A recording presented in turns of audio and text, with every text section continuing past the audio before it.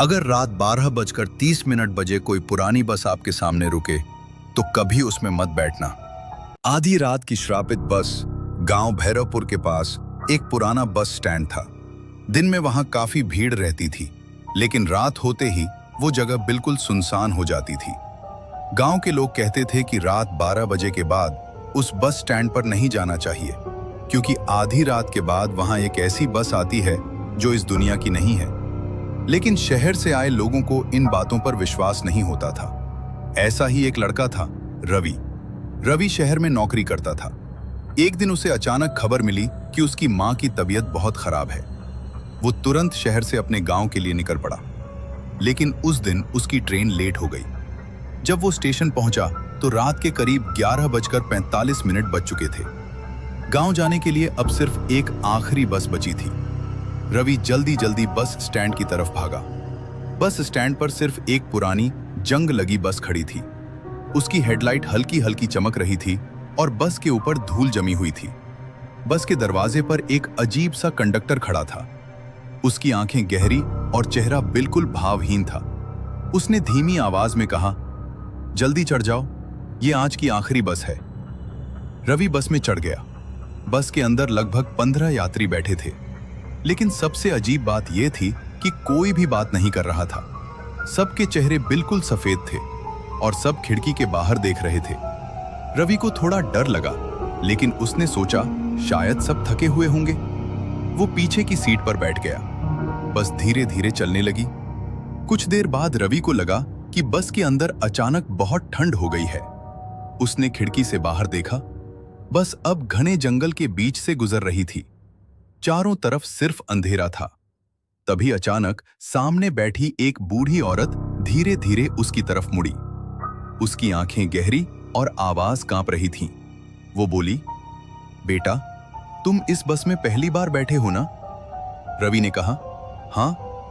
बूढ़ी औरत ने डरते हुए कहा, तो मेरी बात ध्यान से सुनो। अगर तुम्हें जिंदा रहना है तो 3 नियम याद रखना। रवि का दिल तेज धड़कने लगा। पहला नियम, रात 12:30 बजे जब बस अपने आप रुके तो खिड़की से बाहर मत देखना।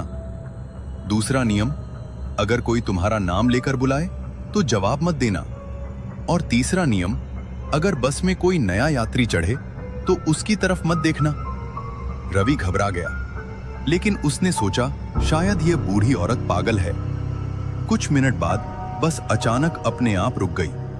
घड़ी में ठीक 12:30 बज रहे थे। बस का दरवाजा धीरे धीरे खुला। बाहर घना अंधेरा था और तभी एक लंबी काली परछाई बस में चढ़ी। उसका शरीर इंसान जैसा था, लेकिन उसका चेहरा दिखाई नहीं दे रहा था। उसकी आंखें लाल चमक रही थीं। बस के सारे यात्री अचानक और भी चुप हो गए। वो परछाई धीरे धीरे हर सीट के पास जाकर लोगों को देख रही थी, जैसे किसी को ढूंढ रही हो। रवि का दिल जोर जोर से धड़क रहा था। तभी अचानक वो परछाई रवि के पास आकर रुक गई और धीमी आवाज में बोली, रवि, तुम यहां क्या कर रहे हो? रवि का दिल रुकने जैसा हो गया। उसे याद आया, दूसरा नियम, अगर कोई तुम्हारा नाम लेकर बुलाए तो जवाब मत देना। रवि चुप रहा। कुछ सेकंड तक सन्नाटा रहा। फिर वो परछाई धीरे धीरे आगे बढ़ गई। रवि ने राहत की सांस ली, लेकिन तभी बस के अंदर अचानक एक जोर की चीख गूंज उठी। सामने बैठे एक आदमी ने डर के मारे उस परछाई की तरफ देख लिया था और अगले ही पल वो आदमी सीट से गायब हो गया, जैसे वो कभी वहां था ही नहीं। रवि का खून जम गया। अब बस में सिर्फ 14 यात्री बचे थे। बस फिर से चलने लगी, लेकिन इस बार बस के अंदर अजीब अजीब आवाजें आने लगी। कभी किसी के रोने की आवाज, कभी किसी के हंसने की आवाज, और कभी ऐसा लगता जैसे कोई सीट के नीचे चल रहा हो। रवि डर के मारे आंखें बंद करके बैठा रहा। कभी अचानक उसे महसूस हुआ कि कोई उसके कंधे पर हाथ रख रहा है।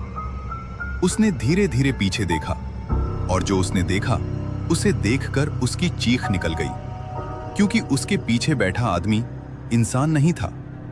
उसका चेहरा आधा जला हुआ था और उसकी आंखें बिल्कुल काली थीं। वो मुस्कुरा रहा था और बोला, स्वागत है मौत की बस में।